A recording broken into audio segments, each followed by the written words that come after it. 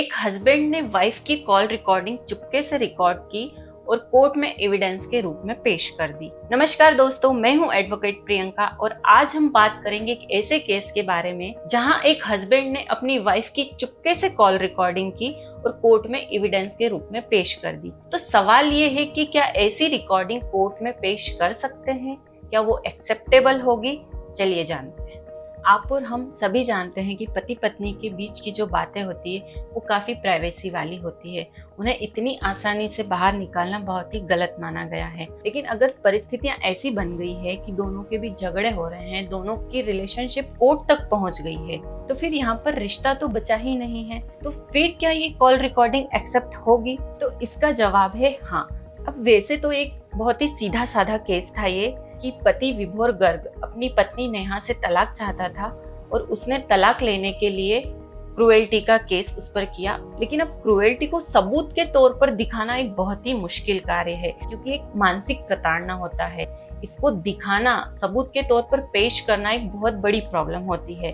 तो विभोर ने ये किया कि जब वो अपनी पत्नी से कॉल पर बात कर रहा था और वो जो गलत तरीके से उसके साथ बिहेव कर रही थी, उसने वो कॉल पूरी तरह से रिकॉर्ड कर ली और उसी रिकॉर्डिंग को उसने कोर्ट में पेश कर दिया। लेकिन उसने जो रिकॉर्डिंग की थी ये उसने अपनी पत्नी की जानकारी के बगैर की थी। उसकी पत्नी को इस रिकॉर्डिंग के बारे में कुछ भी पता नहीं था। अब यहाँ पर मेन पॉइंट यही आता है कि क्या वो रिकॉर्डिंग कोर्ट में एक्सेप्ट होगी? क्या कोर्ट उस रिकॉर्डिंग को सबूत के तौर पर मानेगी?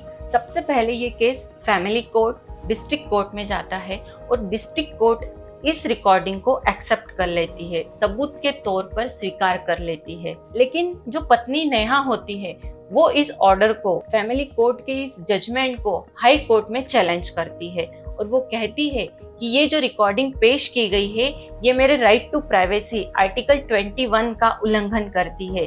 ये जो रिकॉर्डिंग की गई है ये मेरी जानकारी के बिना की गई है, पति पत्नी की पर्सनल बातें हैं। इस तरह से ये रिकॉर्डिंग सबूत के तौर पर पेश करना गलत है। तो हाईकोर्ट ने नेहा की बातें सुनी, ऑर्डर देखा और ये कहा कि हाँ, नेहा सही कह रही है, ये राइट टू प्राइवेसी का उल्लंघन है, आर्टिकल 21 का उल्लंघन है और इसे सबूत के तौर पर एक्सेप्ट नहीं किया जा सकता। उसकी जानकारी के बिना उसकी पर्सनल बातें रिकॉर्ड करके इस तरह बाहर पेश करना गलत बात है। अब हाईकोर्ट में तो नेहा के फेवर में ऑर्डर हो गया, लेकिन यहीं से अब असली लड़ाई शुरू होती है। ये एक छोटी सी लड़ाई देश की सबसे बड़ी अदालत में पहुंच जाती है, सुप्रीम कोर्ट में पहुंच जाती है। अब सुप्रीम कोर्ट के सामने सबसे बड़ा सवाल यही था कि क्या पति पत्नी के बीच की रिकॉर्डिंग, पति पत्नी के बीच की बात, जो प्राइवेसी वाली बातें होती है, क्या उसको एक्सेप्ट करना, उसको सबूत के तौर पर स्वीकार करना सही होगा? तो यहाँ पर सुप्रीम कोर्ट ने दो मुख्य बातें रखी। सबसे पहले सुप्रीम कोर्ट ने कहा कि प्राइवेसी का अधिकार वर्सेस सच का अधिकार। प्राइवेसी का अधिकार सभी को दिया गया है, ये एक मौलिक अधिकार है, लेकिन ये एब्सोल्यूट है, ये निरपेक्ष है। अगर कोई केस चल रहा है और कोई रिकॉर्डिंग किसी को न्याय दिला रही है, सच को सामने ला रही है, तो ऐसी परिस्थिति में ऐसे अधिकार को संतुलित किया जा सकता है और रिकॉर्डिंग को एक्सेप्ट किया जा सकता है। सिर्फ ये कहकर कि ये प्राइवेसी का उल्लंघन है, हमारे राइट टू प्राइवेसी का उल्लंघन है, उस रिकॉर्डिंग को खारिज नहीं किया जा सकता, एक्सेप्ट करने से मना नहीं किया जा सकता। अब इसमें सुप्रीम कोर्ट ने दूसरी मुख्य बात ये रखी कि साक्ष्य अधिनियम के सेक्शन 122 में ये कहा गया है कि पति पत्नी की जो बातें होती है वो गुप्त होती है, प्राइवेसी वाली होती है, ये बात हम मानते हैं।